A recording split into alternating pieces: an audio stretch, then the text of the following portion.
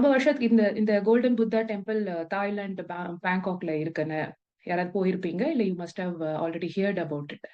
So இந்த புத்தாவோட speciality என்னன்னா, இந்த 18th செஞ்சுரியில வந்து பர்மீஸ் ஒரு வார் பண்ணும்போது எல்லா மொனஸ்ட்ரீஸ் எல்லாம் இடிச்சு தள்ளி அங்க இருக்கிற மாங்ஸ் எல்லாம் கொண்டு வார்னா எப்படி இல்ல ஒருத்தர் அவங்களோட சொத்தெல்லாம் அழிக்கிறதுக்கு தானே இது பண்ணுவாங்க, அழிச்சு அந்த கண்ட்ரியை கேப்சர் பண்ணுவாங்க.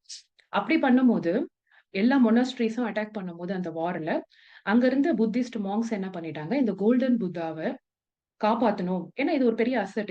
This is 5.5 tons of gold. So it's a huge gold இல்லையா? இது மேல வந்து என்ன பண்ணிட்டாங்க, இந்த கிளே இருக்குல்ல, களிமண், அந்த ஸ்டக்கோ மாதிரி போட்டு குழைச்சு அது மேல பூசி அது நார்மலான ஒரு சிலையா வச்சுட்டாங்க. ஸோ இந்த பர்மீஸ் ஆர்மி அட்டாக் பண்ணிட்டு போகும்போது அவங்களுக்கு இது நார்மல் ஸ்டாச்சு நினைச்சு விட்டுட்டு போயிட்டாங்க. அண்ட் அங்க அந்த மொனஸ்ட்ரியில இருந்த எல்லா புத்திஸ்ட் மாங்ஸையும் அவங்க கொண்டுட்டு போயிட்டாங்க. ஸோ யாருக்குமே இந்த சிலை வந்து ஒரிஜினலி கோல்டு ஸ்டாச்சுன்னு யாருக்குமே தெரியாது. ஓகேவா? இது நடந்தது 18th செஞ்சுரியில. அப்புறம் பல வருஷம் கழிச்சு ஒரு 1950s அந்த ரேஞ்ச்ல வந்து அந்த மொனாஸ்ட்ரீஸை வந்து ரெனோவேட் பண்ணும்போது பார்த்திருக்காங்க. இந்த ஸ்டாச்சுவ ஒரு இடத்துல இருந்து ஒரு இடத்துக்கு கொண்டு போய் வைக்கும்போது பார்த்தோம்னா, அது மேல பூசி இருந்த அந்த களிமண் வந்து பேத்துக்கிட்டு வந்துருச்சு. சிப்பாய் வந்துருச்சு.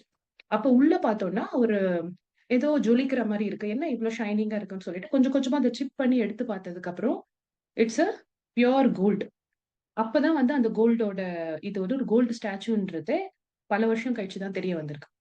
சோ இந்த கதைய ஏன் நான் இப்ப சொல்றேன்னா, நம்ப வந்து இந்த உலகத்துக்கு ஒரு சோலா வரும்போது, we are also wear a gold.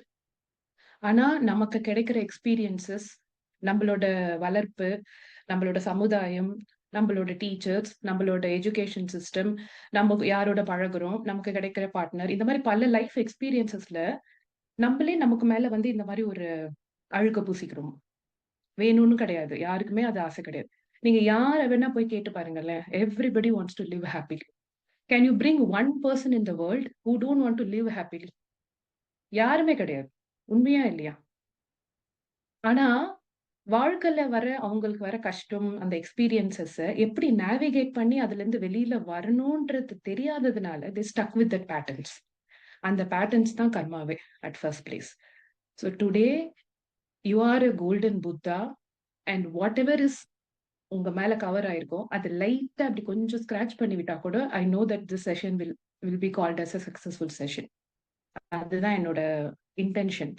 So anything you start with an intention is going to take you for longer distance. ஸோ இன்னைக்கு இது என்னோட இன்டென்ஷன். பட் உங்க சைட்ல இருந்து நீங்களும் உங்களுக்கு ஒரு இன்டென்ஷன் வச்சுக்கோங்க.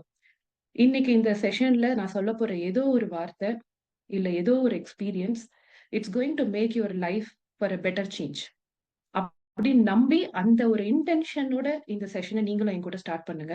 ஐ am sure end of the session இந்த கோல்டன் புத்தாவை இன்னும் கொஞ்சம் ஷைன் பண்ணி இந்த இந்த பீதாம்பரி போட்டு தேய்ச்சா உடனே பளிச்சுன்னு வரும்ல பாத்திரம் எல்லாம், அந்த மாதிரி அந்த பாலிஷ் தான் இன்னைக்கு நடக்க போகுது இங்க.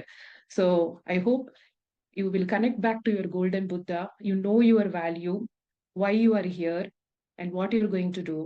And from tomorrow, இன்னைக்கு தூங்கி நாளைக்கு எழுந்துக்கும் போது, you will see yourself as a different person. So that's my intention for today.